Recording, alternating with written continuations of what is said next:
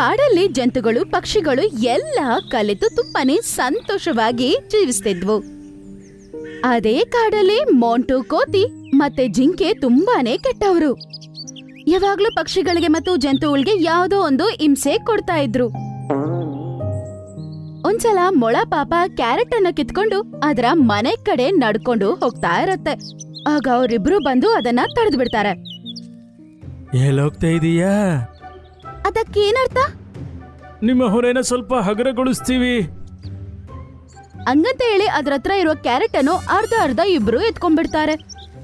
ಅರೆ, ಏನ್ ಹೇಳ್ತಿದ್ದೀರಾ? ನನ್ನ ಕುಟುಂಬ ಪಾಪ ಹಸುವಿನಲ್ಲಿದ್ದಾರೆ. ನಾವು ಕೂಡ ನಿಮ್ಮ ಪರಿವಾರದವರೇ ಅಲ್ವಾ?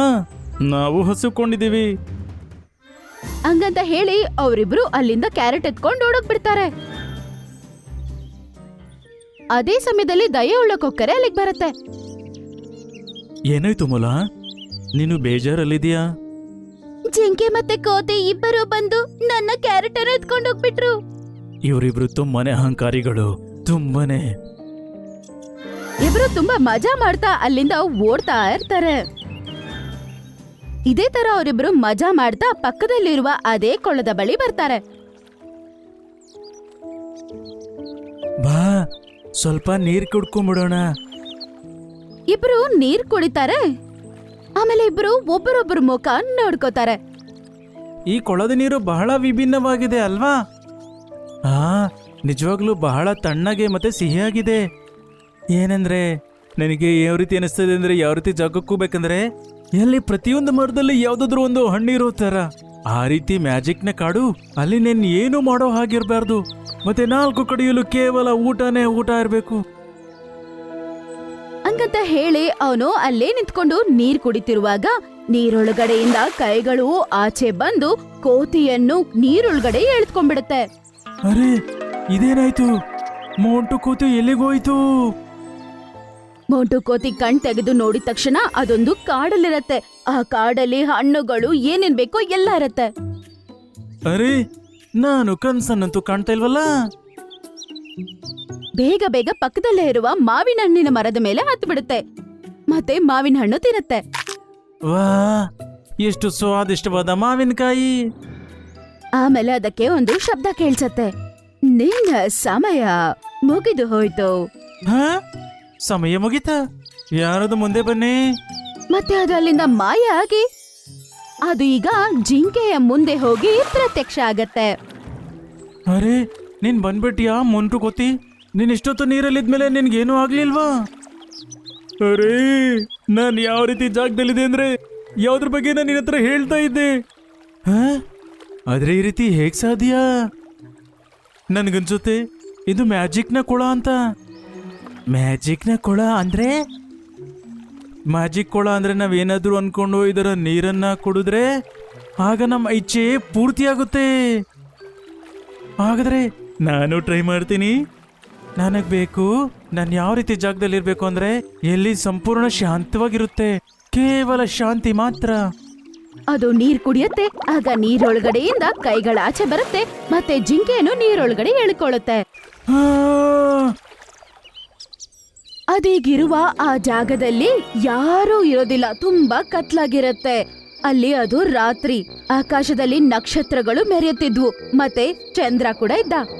ತಣ್ಣಗೆ ಗಾಳಿ ಕೂಡ ಬರ್ತಾ ಇತ್ತು. ವಾ, ಇದು ತುಂಬಾ ಚೆನ್ನಾಗಿದೆ. ತುಂಬಾ ಹೊತ್ತು ಅದು ಅಲ್ಲೇ ಕುತ್ಕೊಂಡಿರುತ್ತೆ. ಅದರ ನಂತರ ನಿನ್ನ ಈ ಸಮಯ ಮುಗಿದು ಹೋಯ್ತು.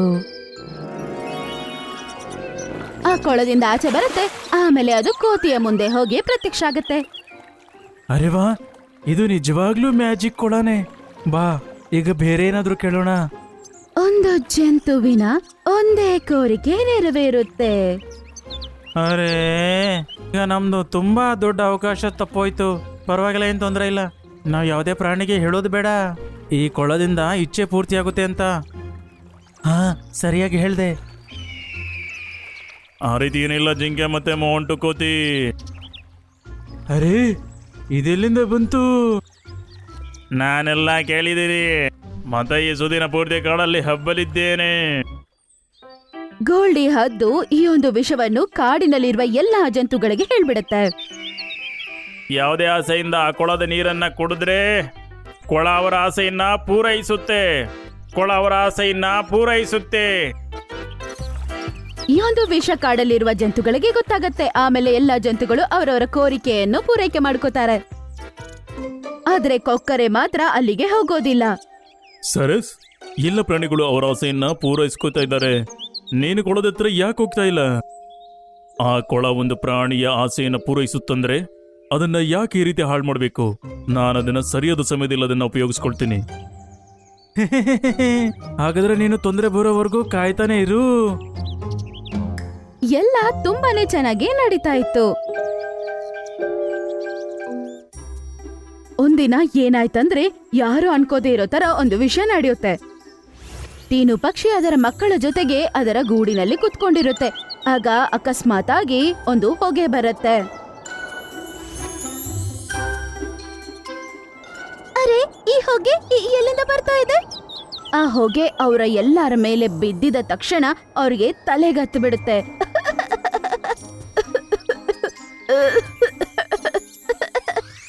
ಆಮೇಲೆ ಅವರೆಲ್ಲರೂ ಪಾಪ ಸ್ಪೃಹೆ ತಪ್ಪಿ ಕೆಳಗಡೆ ಬಿದ್ದೋಗ್ತಾರೆ.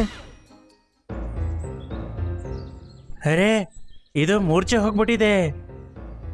ಆಗ ಬೇಟೆಗಾರ ಎಲ್ಲರ ಮುಂದೆ ಬರ್ತಾನೆ. ಅವನು ಮುಖಕ್ಕೆ ಮಾಸ್ಕ್ ಹಾಕೊಂಡಿರ್ತಾನೆ ಮತ್ತೆ ಬೆನ್ನಿನ ಮೇಲೆ ಒಂದು ಬುಟ್ಟಿಯನ್ನು ತಗಲಾಕೊಂಡಿರ್ತಾನೆ. ಈಗ ಈ ಕಾಡಿನ ಎಲ್ಲ ಪ್ರಾಣಿಗಳು ಕೇವಲ ನನ್ನ ಹಿಡಿತದಲ್ಲಿ ಇರ್ತಾರೆ. ಅರೆ, ಬೇಟೆಗಾರ ಬಂದ್ಬಿಟ್ಟ, ಓಡಿ! ಎಲ್ಲರೂ ಅವನನ್ನ ನೋಡಿದ ತಕ್ಷಣ ಅಲ್ಲಿ ಇಲ್ಲಿ ಅಂತ ಓಡ್ತಾರೆ. ಆದ್ರೆ ಬೇಟೆಗಾರ ಮಾತ್ರ ಅವನ ಬುಟ್ಟಿ ಒಳಗಡೆಯಿಂದ ಬಿಳಿ ಬಣ್ಣದಲ್ಲಿ ಇರುವ ಗೋಳಿಗಳನ್ನು ಎತ್ತಿ ಬಿಸಾಕ್ತಾ ಇದ್ದ.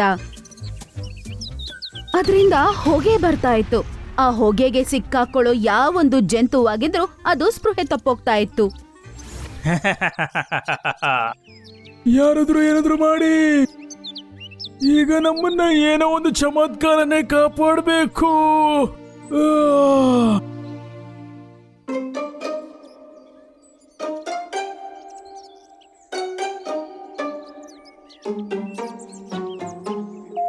ಈ ಒಂದು ವಿಷಯ ಕೊಕ್ಕರೆಗೆ ಗೊತ್ತಾಗಿದ ತಕ್ಷಣ ಅದಕ್ಕೆ ಯೋಚನೆ ಬರುತ್ತೆ. ಅರೆ ಹಾ, ನೆನ್ಪಕ್ ಬಂತು. ಬೇಗ ಅದು ಹಾರ್ಕೊಂಡು ನದಿಯ ಬಳಿ ಹೋಗುತ್ತೆ. ಏನ್ ಕೇಳಿ, ಯಾವ ರೀತಿ ಕೇಳಿ, ಏನು ಅರ್ಥನೇ ಆಗ್ತಿಲ್ವಲ್ಲ. ಅದು ಏನೋ ಯೋಚನೆ ಮಾಡಿ ಹೀಗಂತ ಹೇಳುತ್ತೆ. ನನ್ನ ಯಾವ ರೀತಿ ಜಾಗ ಕಳಿಸ್ತೀರಂದ್ರೆ, ಇಲ್ಲಿ ನನಗೆ ಯಾವ ರೀತಿ ಶಸ್ತ್ರ ಸಿಗ್ಬೇಕು ಅಂದ್ರೆ, ಆದ್ರಿಂದ ಈ ವಿಷಕಾರಿ ಗಾಳಿ ಯಾವಾಗ್ಲೂ ಮುಗ್ದೋಗ್ಬಿಡ್ಬೇಕು. ಆಮೇಲೆ ಹಂಗಂತ ಹೇಳಿ ಅದು ನೀರನ್ನ ಕುಡಿಯುತ್ತೆ. ಆಗ ಆ ಕೊಳದಿಂದ 2 ಕೈಗಳು ಬಂದು ಅವಳನ್ನ ಒಳಗಡೆ ಎಳ್ಕೊಳ್ಳುತ್ತೆ. ಇದು ಯಾವ ಜಾಗ? ಇಲ್ಲಿ ಏನೂ ಕಾಣಿಸ್ತಾ ಇಲ್ವಲ್ಲ. ಆಗ ಅದರ ಹಿಂದ್ಗಡೆ ಏನೋ ಒಂದು ಬೆಳಕು ಬರೋದು ಅದು ನೋಡುತ್ತೆ.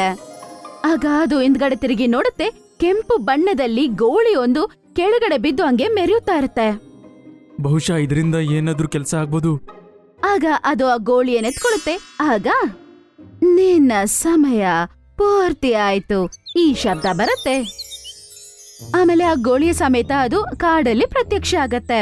ನಾನು ಬೇಗ ಇದನ್ನ ಉಪಯೋಗಿಸ್ಬೇಕಾಗುತ್ತೆ.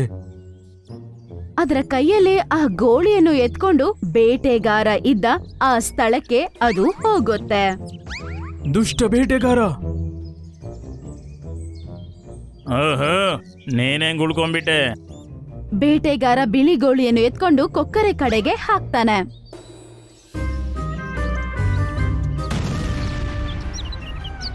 ಆಗ ಕೊಕ್ಕರೆ ಅದರ ಕೈಯಲ್ಲಿರುವ ಗೋಳಿಯನ್ನು ಅದು ಭೂಮಿ ಮೇಲೆ ಇಟ್ಬಿಡುತ್ತೆ. ಅದರಿಂದ ಕೆಂಪು ಬಣ್ಣದ ಬೆಳಕು ಬರಕ್ಕೆ ಶುರು ಆಗತ್ತೆ. 4 ಕಡೆ ಅದು ಹರಡುತ್ತೆ. ಆ ಬೆಳಕು ಹರಡಿದ ತಕ್ಷಣ ಹೊಗೆ ಮಾಯ ಆಗತ್ತೆ. ಇಲ್ಲಿನವರೆಗೂ ಸ್ಪೃಹೆ ತಪ್ಪಿ ಬಿದ್ದ ಎಲ್ಲಾ ಜಂತುಗಳಿಗೂ ಈಗ ಸ್ಪೃಹೆ ಬಂದ್ಬಿಡುತ್ತೆ.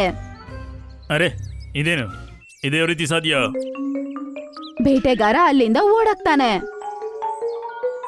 ಆಮೇಲೆ ಎಲ್ಲಾ ಜಂತುಗಳು ಕೊಕ್ಕರೆಯ ಬಳಿ ಬರ್ತಾರೆ. ಇದು ನೀನ್ ಹೇಗ್ ಮಾಡ್ದೆ ಕೊಕ್ಕರೆ? ನಾನ್ ನನ್ನ ಆಸೆಗಳನ್ನ ಕೊಳದ ಹತ್ರ ಕೇಳ್ಕೊಂಡೆ, ಮತ್ತೆ ಇದರಿಂದನೇ ಎಲ್ಲರ ಪ್ರಾಣ ಉಳ್ಕೊಳ್ತು. ನಿಜವಾಗ್ಲೂ ಕೊಕ್ಕರೆ, ನೀನ್ ನಿಜವಾಗ್ಲೂ ತುಂಬಾ ಒಳ್ಳೆಯವನು. ಒಂದ್ ವೇಳೆ ನೀನು ಕೂಡ ದುರಾಸೆಯಿಂದ ನಿನ್ನ ಆಸೆಗಳನ್ನು ಪೂರೈಸ್ಕೊಂಡ್ಬಿಟ್ಟಿದ್ರೆ ಆಗ ನಾವು ಬೇಟೆಗಾರನ ಹಿಡಿತದಲ್ಲಿರ್ತಾ ಇದ್ವಿ. ಆಮೇಲೆ ಎಲ್ಲಾ ಜಂತುಗಳು ಕೊಳದ ಬಳಿ ಹೋಗ್ತವೆ. ಆಮೇಲೆ ಅವ್ರು ಎಲ್ಲರೂ ಕೈ ಜೋಡಿಸಿ ಆ ಕೊಳಕ್ಕೆ ಅವರು ಧನ್ಯವಾದಗಳನ್ನ ತಿಳಿಸ್ತಾರೆ.